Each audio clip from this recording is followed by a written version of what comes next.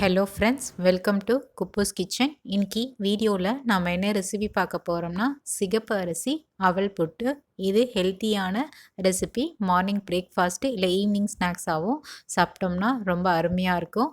இந்த ரெசிபி எப்படி செய்கிறதுன்னு பார்க்குறதுக்கு முன்னாடி இது வரைக்கும் நீங்கள் நம்ம சேனலை சப்ஸ்கிரைப் பண்ணாமல் இருந்தீங்கன்னா மறக்காமல் சப்ஸ்கிரைப் பண்ணுங்கள், லைக் பண்ணுங்கள், ஷேர் பண்ணுங்கள், கமெண்ட்ஸ் பண்ணுங்கள். மறக்காமல் பெல் நோட்டிஃபிகேஷனை கிளிக் பண்ணுங்கள். அப்போ தான் நாங்கள் அப்லோட் பண்ணுற வீடியோஸ் உங்களுக்கு உடனுக்குடன் வந்து சேரும்.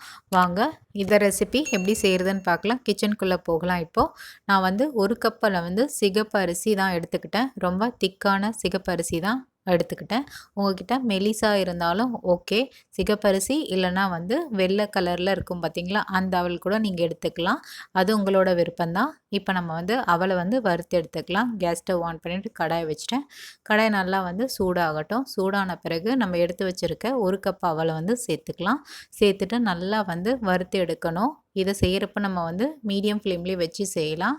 அப்போ தான் நமக்கு ஈவனாக அவல் வறுப்பட்டு வரணும்.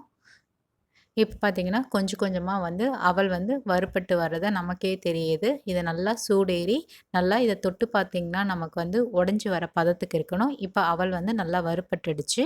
அடுத்து நம்ம இது ஒரு பாத்திரத்தில் மாற்றிக்கலாம். மாற்றிட்டு இதை நல்லா ஆற வைக்கணும்.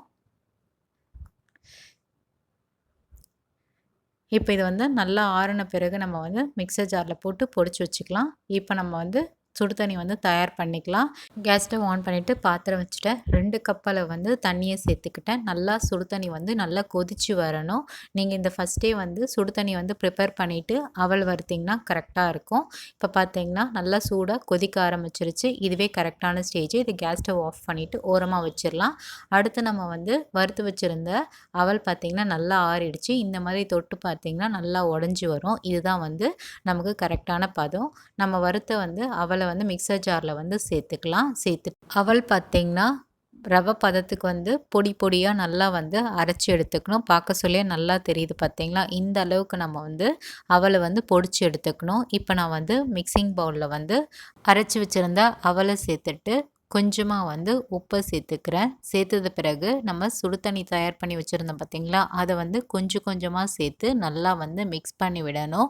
சுடு தண்ணி ரொம்ப சூடாக இருக்கக்கூடாது. மிதமான சூட்டில் மட்டும் இருந்தால் போதும்.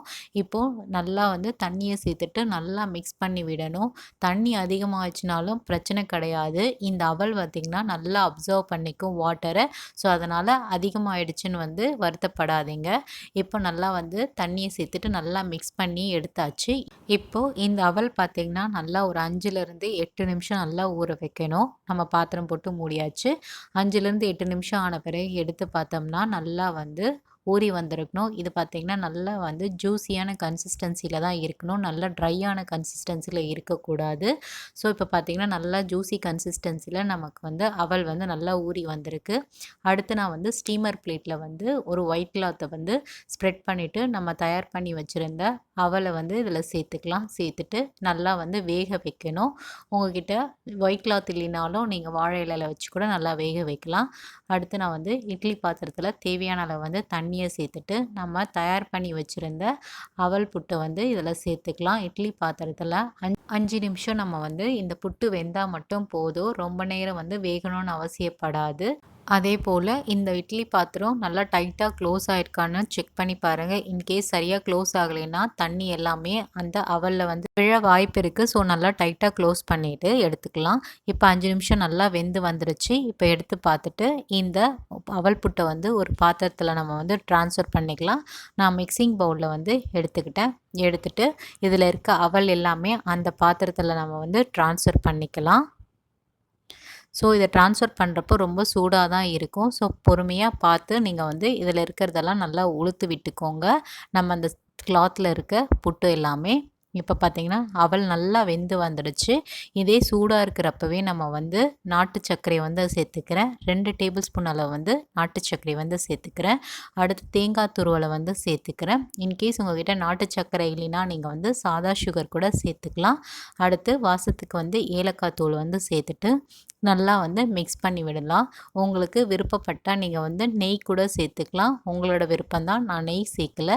இந்த ரெசிபி பார்த்தீங்கன்னா 10லேருந்து 15 நிமிஷத்துக்குள்ளே நம்ம செஞ்சு முடிச்சிடலாம். கட்டாயமாக இது வந்து பிரேக்ஃபாஸ்ட் இல்லை ஈவினிங் ஸ்நாக்ஸாக எடுத்துக்கிட்டால் உடம்புக்கு அவ்வளோ நல்லது.